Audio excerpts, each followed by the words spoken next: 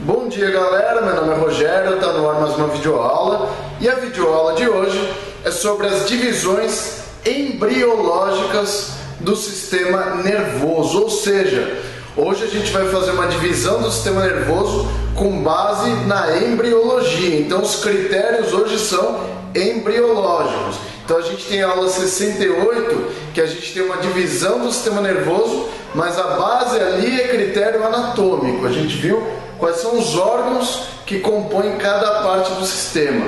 A divisão de hoje é sobre a embriologia, ou seja, como se formou todo esse sistema nervoso aqui. Tudo bem? Para você ter base nessa aula de hoje, é importante que você assista a aula 68, que é sobre a embriologia do sistema nervoso, ou seja, como o sistema nervoso foi formado. Então assiste primeiro a aula 68, eu vou deixar o descritivo aqui embaixo. Assistindo a aula 68, fica mais fácil você entender alguns pontos que a gente vai falar aqui, beleza? Então, para começar, a primeira coisa que a gente tem que falar, que foi dito na última aula, é que a embriologia do sistema nervoso é o seguinte: a gente tem a formação de um tubo neural, certo? Então a gente tem o fechamento de um tubo neural. Então, se você olhar isso aqui, ó, isso aqui é um embrião, certo? Esse embrião aqui tem cerca de 25 dias de vida. O que tem nesse embrião que é importante para a gente ver?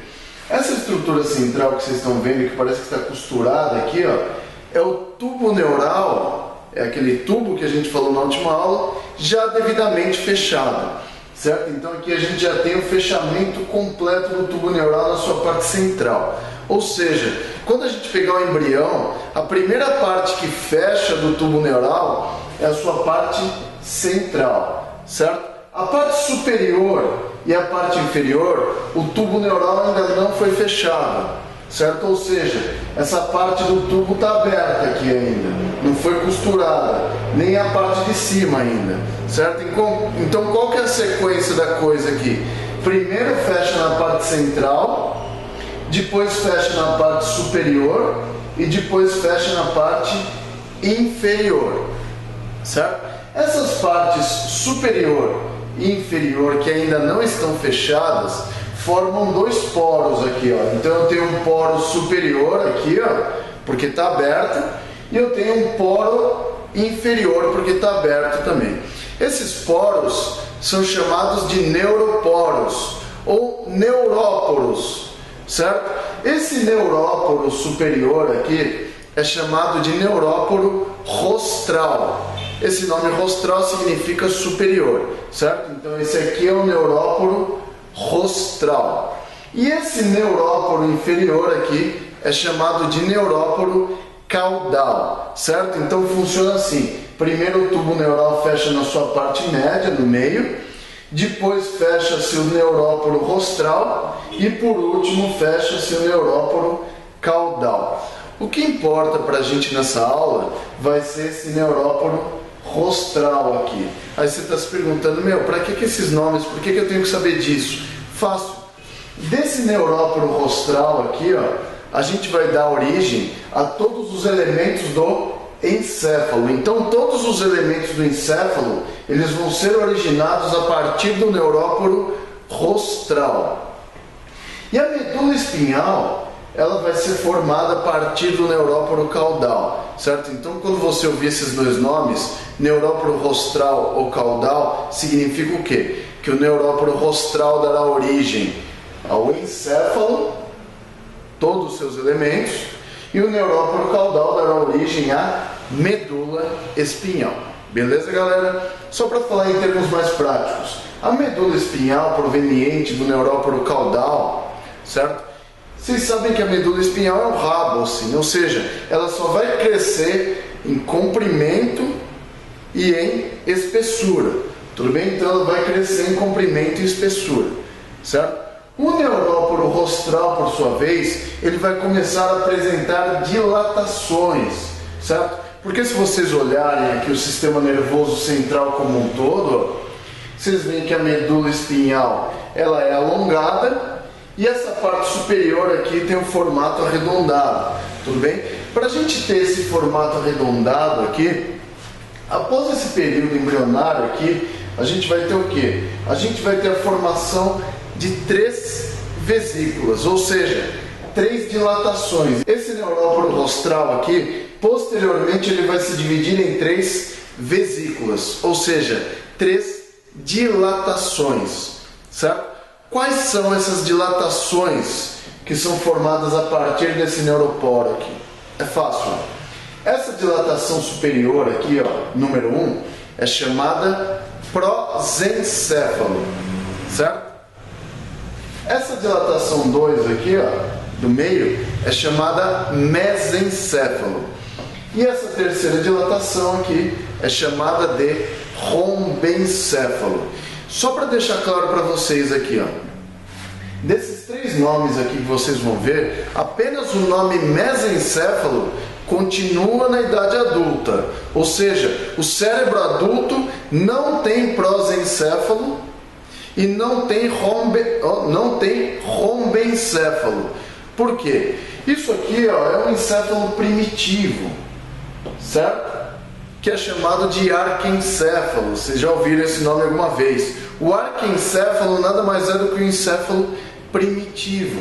Então, esse nome prosencéfalo aqui, ó, o que significa isso? Se a gente for ver do inglês, prosencéfalo significa forebrain. Ó, Rogério também é cultura, hein?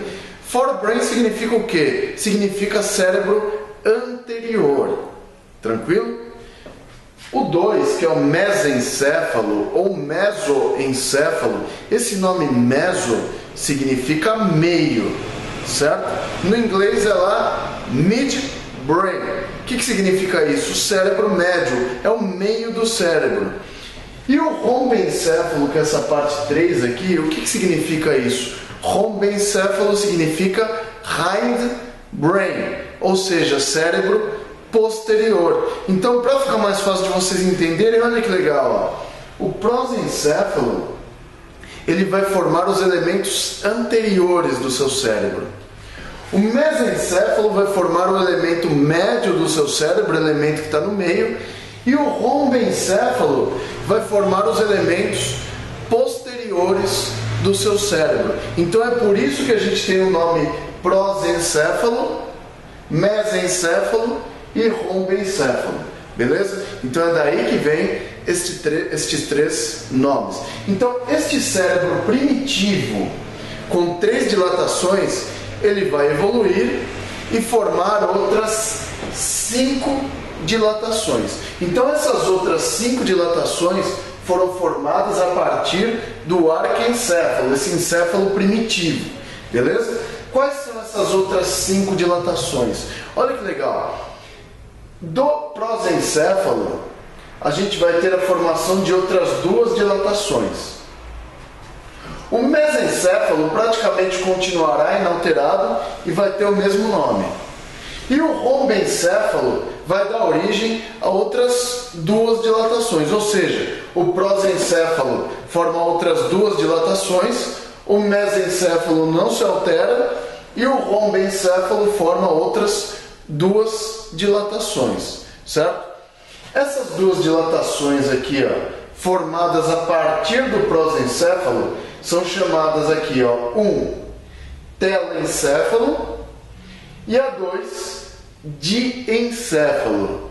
Ou seja, o telencéfalo é essa parte preta aqui, ó, certo? Que corresponde ao seu cérebro propriamente dito. Propriamente dito. Essa porção vermelha aqui, ó, é o diencéfalo, certo? Que também é o elemento do cérebro, beleza? Ou seja, do prosencéfalo formam-se outras 2 dilatações chamadas telencéfalo e diencéfalo. E vocês podem ver aqui que o telencéfalo, que eu estou olhando de frente, ele se divide numa porção direita e esquerda. Então é daí que vem o hemisfério cerebral direito e o hemisfério cerebral esquerdo. Tudo bem? O diencéfalo, ele vai formar essa porção vermelha, que basicamente ali as mais importantes são o tálamo e o hipotálamo. Tranquilo? O mesencéfalo, que é o 2, Na idade adulta, certo? No desenvolvimento do adulto e nessa outra vesícula que foi formada, ele permanece chamando mesencéfalo, certo? Então o mesencéfalo ele vai permanecer inalterado, inclusive o seu nome, tranquilo? O rombencéfalo, que é a terceira vesícula, ela se divide em outras duas, certo? Nessa 4, que é chamada de metencéfalo, e na quinta dilatação, que é chamada de mielencéfalo, certo? Qual que é a importância disso? O metencéfalo, ele vai dar origem ao cerebelo e à ponte, certo? E o mielencéfalo, ele vai dar origem ao bulbo e à porção inferior do quarto ventrículo, certo? Mas esquece aí a porção inferior do quarto ventrículo, vamos lembrar aqui só do bulbo, tranquilo? Então é daí que veio todo o seu encéfalo. Então, se você perceber aqui, entender essa divisão embriológica, você vai entender como que foi formado todo o seu encéfalo. Vamos resumir? Olha que legal. Então, o neuróporo rostral, que é essa parte que ainda está aberta,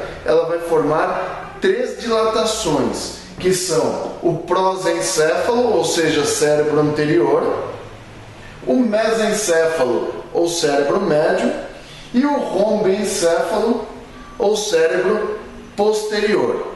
Destas 3 vesículas, que são as vesículas primordiais, no desenvolvimento embrionário vai ocorrer a formação de outras 5 vesículas. E dessas 5 vesículas, a gente vai ter todos os elementos do encéfalo adulto, certo? Ou seja, do prosencéfalo, do cérebro anterior, será formada uma estrutura chamada telencéfalo, que é o cérebro propriamente dito, essa parte preta, e o diencéfalo, certo? Que é essa parte aqui que corresponde ao cérebro também, e lá tem o tálamo e o hipotálamo. O mesencéfalo, que é essa parte média, ele permanece chamando mesencéfalo, e o rombencéfalo, que é o cérebro posterior, ela vai dar origem a outras 2 dilatações, que são o metencéfalo, que vai dar origem ao cerebelo e à ponte, e o quinto aqui, que é o mielencéfalo, que vai dar origem ao bulbo, beleza? Então essas são as divisões embrionárias do nosso encéfalo, certo? Do prosencéfalo eu tenho o telencéfalo e o diencéfalo, do mesencéfalo ele continua mesencéfalo, e do rombencéfalo eu tenho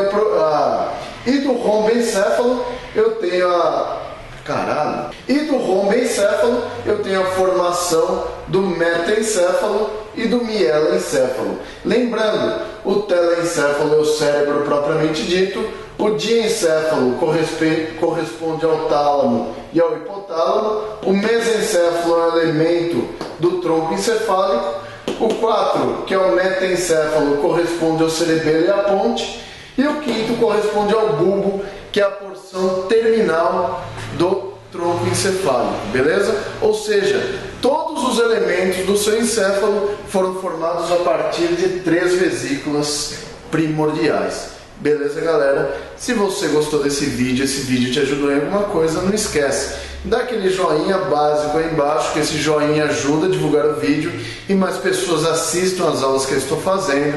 Não esquece também de se inscrever aí na minha página do YouTube, que aí você vai receber todas as minhas atualizações em vídeo no seu e-mail. Curte a minha página do Face, que lá você vai receber minhas atualizações também. E não se esqueça, curte a página do Fernando Mafra, da Escola de Ciências da Vida, porque ele publica as melhores aulas de farmacologia e bioquímica do YouTube. Ele é um grande parceiro aqui do professor Rogério, beleza? Então, se você tem problemas também com farmacologia e bioquímica, seus problemas acabaram, porque as aulas dele são ótimas. Beleza, galera? Muito obrigado pela paciência, pela colaboração e por assistir esse vídeo. E até a próxima aula. Fui!